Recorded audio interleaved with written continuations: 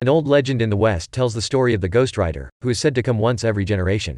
They're a damned soul cursed to ride the earth collecting the devil's deals. Many years ago, a ghost rider named Carter Slade was sent to the village of San Vanganza to fetch a contract worth 1,000 evil souls. But this contract was so powerful that he couldn't allow Mephisto to have it, so Carter rode away with it and outran the devil himself. 150 years later, in 1986, Joni Blaze and his father Barton worked together as stunt motorcycle riders. Although Barton is angry with Joni because he keeps getting distracted by his girlfriend Roxanne sitting in the audience, which could cost him his life during a show. Barton's health is clearly deteriorating more every day, but he refuses to quit smoking no matter how many times Joni throws his cigarettes away. One afternoon, Roxanne comes to talk to Joni to share some devastating news. Her father is sending her away to live with her mother. Joni can't stand the idea of losing her and asks her to run away together. Roxanne enthusiastically agrees and they plan to do it the next day. Later in the evening while Barton is asleep, Joni finds a letter in the trash from a hospital explaining that Barton's cancer is spreading. Joni can't believe his dad has been hiding something like this and begins to think he may not be able to run away with Roxanne anymore since leaving Barton like this would be cruel. His thoughts are suddenly interrupted by Mephisto, who offers Joni a deal. He will cure Barton's cancer in exchange for the boy's soul. Joni doesn't believe him but still checks the contract out of curiosity, causing him to accidentally cut his finger with the paper. The drop of blood that falls on it is enough for Mephisto to consider the deal sealed, and before Joni can ask what he means, he passes out and wakes up the next morning on his bed. Just as Mephisto promised, Barton's cancer is gone now. He's so excited about this turn of events that he's already planning a new show that could possibly include jumping over a helicopter and wants Joni to join him, but Joni is getting ready to run away with Roxanne. Now that his dad is better, he doesn't need him anymore and Joni wants more in life than stupid stunts. Such words hurt Barton, but he doesn't want Roxanne's dad to send the cops after them either, so he allows Joni to take his most beloved bike. When Joni is about to leave, he hears some commotion coming from a tent and runs back to find out his father died during the show after Mephisto paid him a quick visit. Afraid of what the contract has gotten him into, Joni rides away considering ending things for himself, but Mephisto stops him because he needs him alive. He also promises to come back in the future when he needs him. Before disappearing, he touches Joni and lights a flame inside him as he asks him to leave everything he loves behind. Afraid of what this may mean, Joni takes his bike and drives by Roxanne waiting for him but leaves her without offering an explanation. 21 years later in 2007, adult Joni is a famous stunt rider known for how he survived every single fall. When his stunts do fail is because he keeps thinking about Mephisto and the contract, but he tries to convince himself he isn't afraid. Joni never gives interviews but he's on good terms with his traveling crew, especially his best friend Mac, who is worried about Joni wanting to clear the length of a football field in cars with one jump on the anniversary of Barton's accident. There's also the fact Johnny's obsessed with weird religious books that Mac thinks may be messing with his mind, but Joni dismisses his worries, explaining he's waiting for a sign. Meanwhile, Mephisto's son Blackheart appears on Earth and approaches a biker bar to kill every human inside. Once everyone is dead, the Hidden show up. They're three fallen angels bonded with the elements. There's Gressel with earth-based powers, Abigor with air-based powers, and Wallow with water-based powers. Blackheart wants them to help him find the San Vanganza contract to harness its tremendous power and take over the world, and the Hidden agree. Before they can get moving though, Mephisto shows up outside to remind Blackheart it isn't his time yet, but Blackheart doesn't care. Mephisto can't hurt him on Earth because he's never fallen, although the Ghost Rider can. However, Blackheart isn't scared of Mephisto's creation and dares to send the man after him, although he's clearly jealous over the fact his dad gave such power to a human instead of him. The next day, Joni is getting ready for the show and ignoring reporters as usual, but he makes an exception when he discovers an adult Roxanne has come to interview him as well. Instead of answering her questions though, Joni keeps making his own because he wants to know what she's been up to all these years.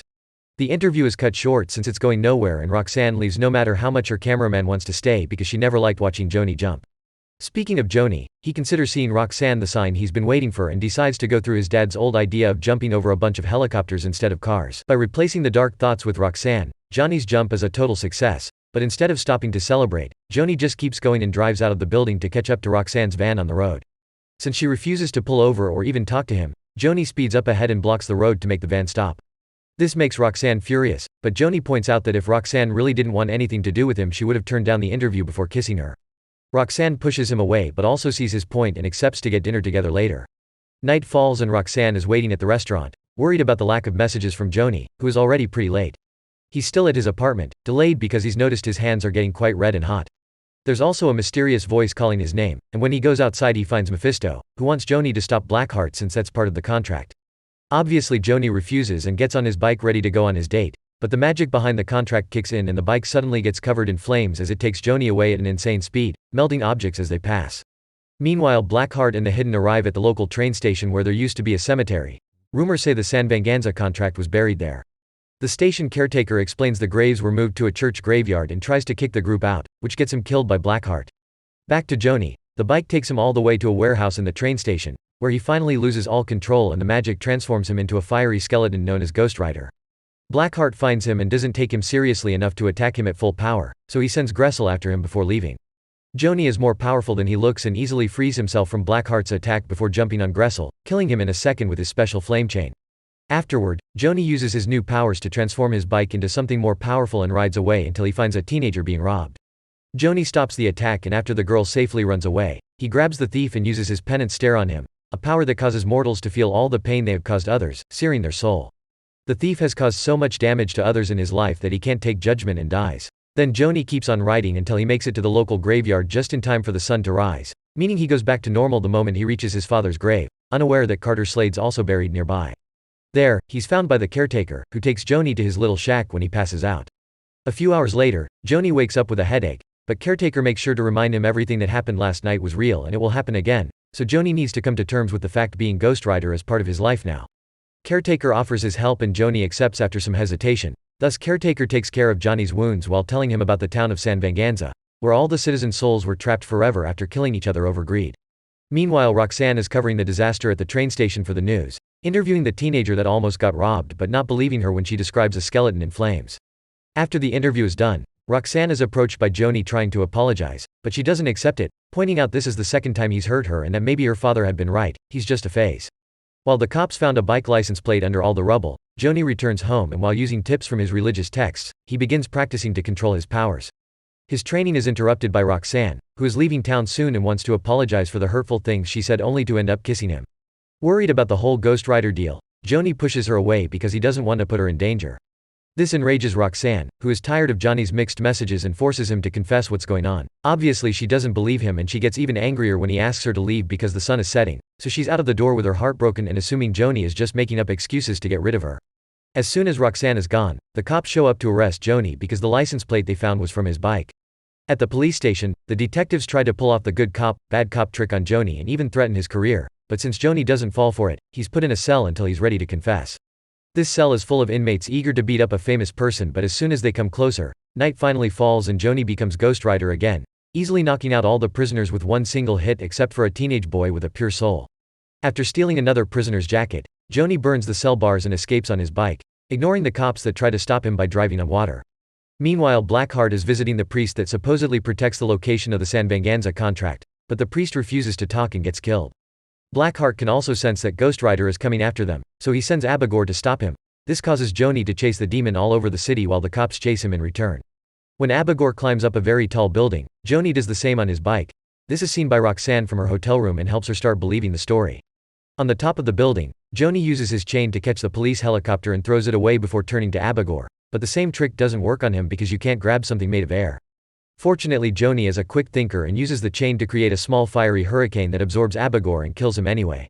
Afterward, he lands his bike in the middle of the streets and notices Roxanne in the curious crowd, but he can't approach her because the police get in the way. Their bullets can't hurt Joni, so after pushing them back with a wall of fire, he rides safely away.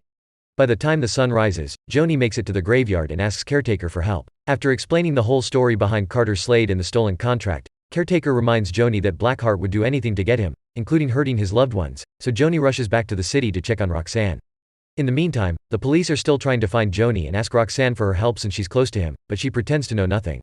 Afterward, Roxanne goes to Johnny's apartment only to find Mac, who is trying to find out what's going on with his best friend. Roxanne doesn't want to tell such an unbelievable story, but she does accept to look over the religious texts for clues with him. When night falls, Blackheart and Wallow visit Caretaker and beat him up, trying to get him to confess the location of the contract, but since Caretaker doesn't break, Blackheart decides he'll need to go after Joni. Moments later, he shows up at the apartment too, and after killing Mac, he turns to Roxanne to find a way to use her against Joni. Speaking of Joni, he finally shows up then and starts a fight against Blackheart, but his penance stare doesn't work on him because Blackheart doesn't have a soul. Blackheart takes advantage of this moment to push Joni away and undo his transformation, then he kidnaps Roxanne while telling Joni that he'll have to bring the San Venganza contract if he wants to see her again. Moments later, Joni is back at the graveyard and convinces Caretaker to give him the contract, which had been hiding in his shovel all along. Since Joni made his deal out of love and not greed, Caretaker trusts he can end this and offers his help as he reveals the Carter Slade grave is fake. It turns out Caretaker is the real Carter and he still has his Ghost Rider powers, so he calls his horse and rides together with Joni to guide him to San Venganza. Unfortunately, Caretaker can't stay because this is the last time he could transform, but he does give Joni a shotgun before leaving. The first opponent that Joni encounters is Wallow, who tries to drown him in his swamp, but water can't hurt Joni and he uses his flames to evaporate the demon. Next, Joni goes after Blackheart, making him drop Roxanne before pretending to hand him the contract. This is just a trick that triggers another fight, but since the sun is coming out, Joni loses his powers and can't stop Blackheart from grabbing the contract and absorbing the power of all the souls, transforming him into Legion. Joni still refuses to give up and shoots Legion with his shotgun, but the bullets don't hurt him and Legion grabs Joni by the neck, ready to kill. Luckily he's saved by Roxanne, who retrieves the shotgun and blows up Legion's head, making him drop Joni.